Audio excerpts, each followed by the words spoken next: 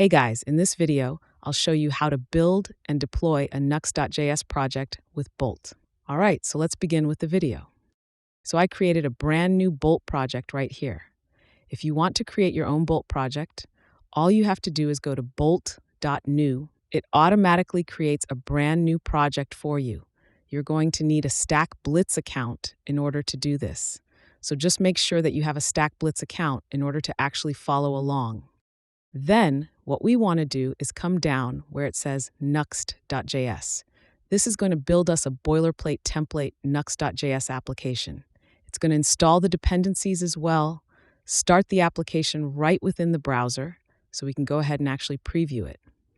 So now that we can see the basic template right here, what we want to do is go to the top right where it says Deploy. This is going to deploy the application.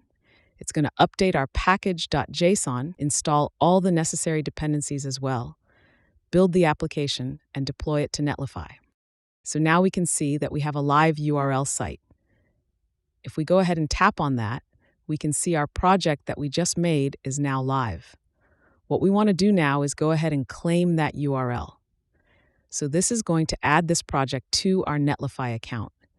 You are going to need a Netlify account in order to actually do this. So you need to make sure that you have an account set up and it's ready to go. But once you have an account, you can go ahead and add that project to your Netlify dashboard. Once you click on Claim Apps, it's going to open up that project.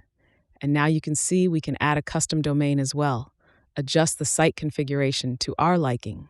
So that's basically how you can build and deploy a Nuxt.js project with Bolt. And that's it for this video. If you find this helpful, consider subscribing and giving this a big thumbs up. Thanks.